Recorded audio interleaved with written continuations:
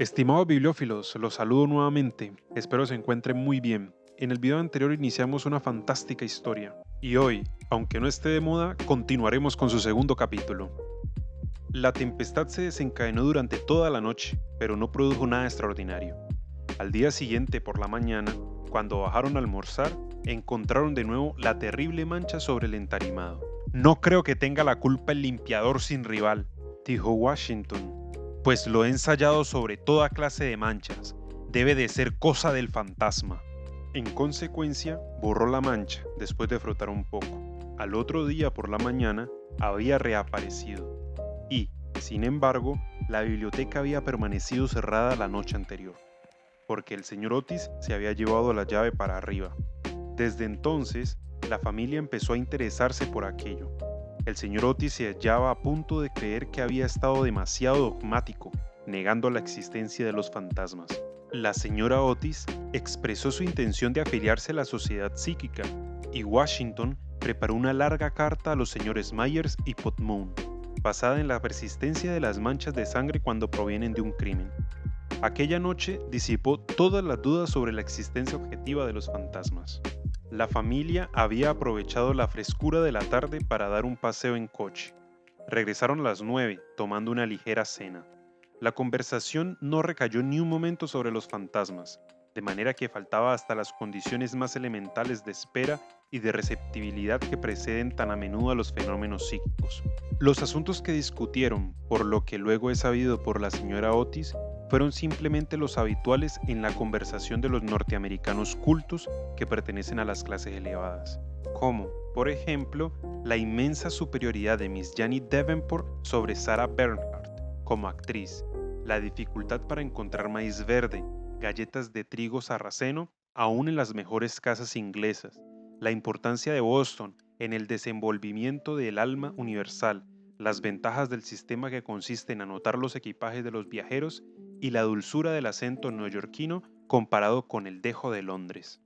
No se trató para nada de lo sobrenatural, no se hizo ni la menor alusión indirecta a Simón de Canterville.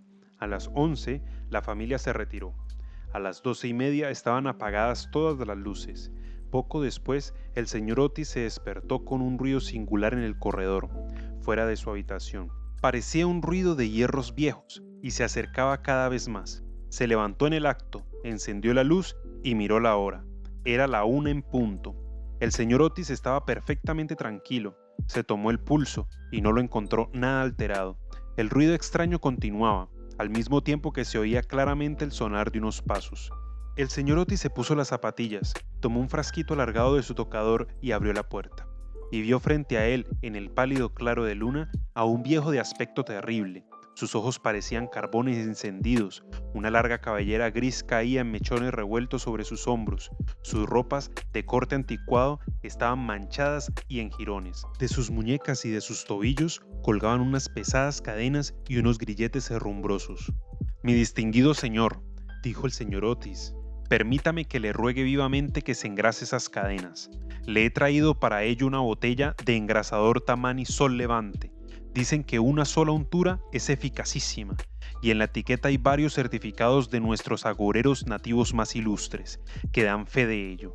Voy a dejársela aquí, al lado de las mecedoras, y tendré un verdadero placer en proporcionarle más si así lo desea». Dicho lo cual, el ministro de los Estados Unidos dejó el frasquito sobre una mesa de mármol, cerró la puerta y se volvió a meter a la cama. El fantasma de Canterville permaneció algunos minutos inmóvil de indignación. Después tiró, lleno de rabia, el frasquito contra el suelo encerado y huyó por el corredor, lanzando gruñidos cavernosos y despidiendo una extraña luz verde. Sin embargo, cuando llegaba a la gran escalera de roble, se abrió de repente una puerta. Aparecieron dos siluetas infantiles, vestidas de blanco, y una voluminosa almohada le rozó la cabeza. Evidentemente, no había tiempo que perder, así es que, utilizando como medio de fuga la cuarta dimensión del espacio, se desvaneció a través del estuco, y la casa recobró su tranquilidad.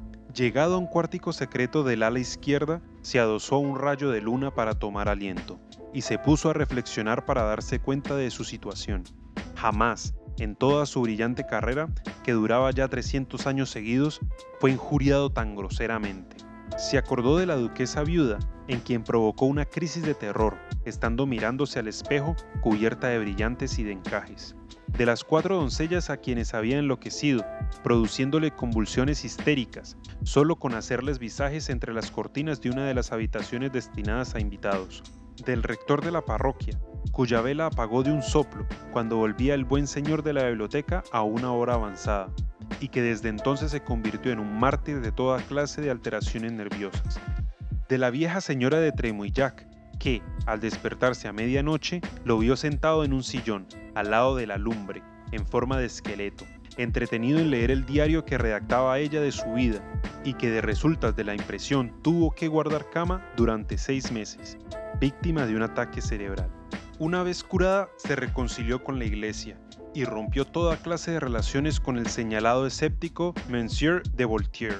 Recordó igualmente la noche terrible en que el bribón de Lord Canterville fue hallado agonizante en su tocador, con una sota de espadas hundida en la garganta, viéndose obligado a confesar que por medio de aquella carta había timado la suma de 10.000 libras a Carlos Foss, en casa de Grudford, y juraba que aquella carta se la hizo tragar el fantasma.